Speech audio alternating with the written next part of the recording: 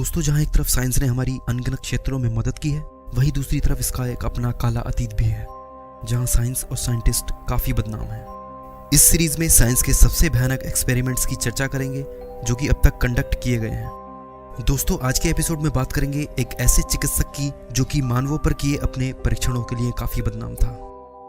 उस पर आरोप था कि वह अमर होने के प्रयास में बीमार और मरे हुए इंसानों पर अजीबोगरीब परीक्षण करता था। नमस्कार दोस्तों, मैं हूं विशाल। स्वागत है आपका मिथ टीवी के एक और एपिसोड में। जोहान कॉनरेड डिपल, जो कि एक जर्मन अल्केमिस्ट, चिकित्सक और धर्मशास्त्री था। सोर्सेज बताती हैं कि डिपल की जिंदगी काफी विवादास्पद और रहस्यमयी थी। उस पर बीमार व्यक्तियों पर गैर कानूनी परीक्षण और विधर्म करने का आरोप लगा था। कहा जाता है कि डिपल बीमार और मरने वाले व्यक्तियों की आत्माओं का ट्रांसफर एक से दूसरे शरीर में करने का प्रयास करता था। डिपल 16वीं शताब्दी का एक जर्मन अल्केमिस्ट और चिकित्सक था, जो कि 1673 में मशहूर फ्रैंकनस्टाइन नोवेल से जुड़े फ्रैंकनस्टाइन कासल में पैदा हुआ था। डिपल ने 1693 में धर्मशास्त्र, दर्शनशास्त्र और अल्केमी की मास्टर डिग्री यूनिवर्सिटी ऑफ गीजन से ली थी। माना जाता है कि डिपल की लाइफ काफी एडवेंचरस थी और अपनी कई थ्योरीज को लेकर वह काफी विवादों में रहता था। चिकित्सा और अल्केमी का छात्र होने के तहत उसने फ्रैंकनस्टाइन कासल के पास एक लेबोरेटरी स्थापित की थी, जहां माना जाता है कि वह इंसानों पर अजीबोगरीब परीक्षण करता था। हालांकि इस बात का कोई प्रमाण नहीं है, पर कहा जाता है कि उसका एक इगोर नाम का असिस्टेंट भी उस प्रयोगशाला में था, जो कि कमर से कुबड़ा था। डिपल अपना काफी समय उस प्रयोगशाला में अल्केमी यानी कीमिया के प्रयोग करते हुए बिताता था।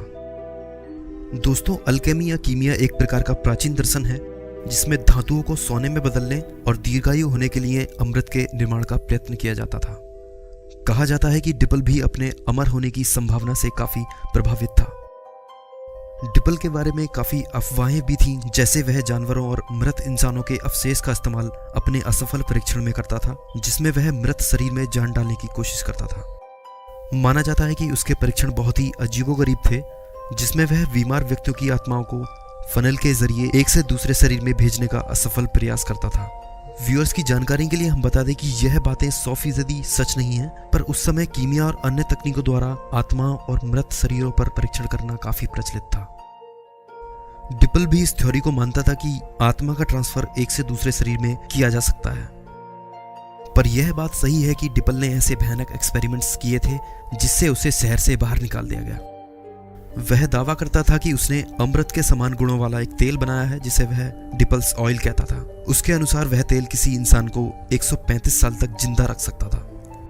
यह एक प्रकार का काले रंग का चिपचिपा तेल था, जो कि काफी हद तक टार के समान दिखता था, जिससे बहुत ही अजीब गंध आती थी। माना जाता है कि उसने उस ऑयल को बनाने के लिए जानवरों की हड्डियां और जानवरों के अंगों का इस्तेमाल किया था।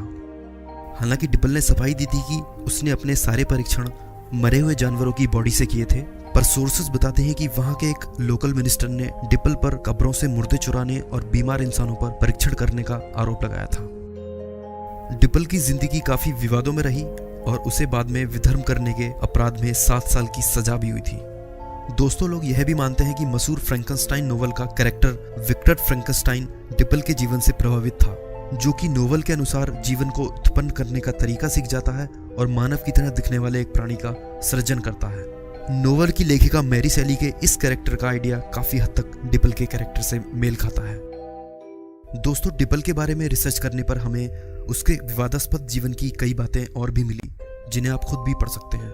वीडियो के डिस्क्रिप्शन में दिए गए लिंक से आप डिपल के बारे में पढ़कर खुद भी किसी नतीजे पर पहुंच सकते हैं।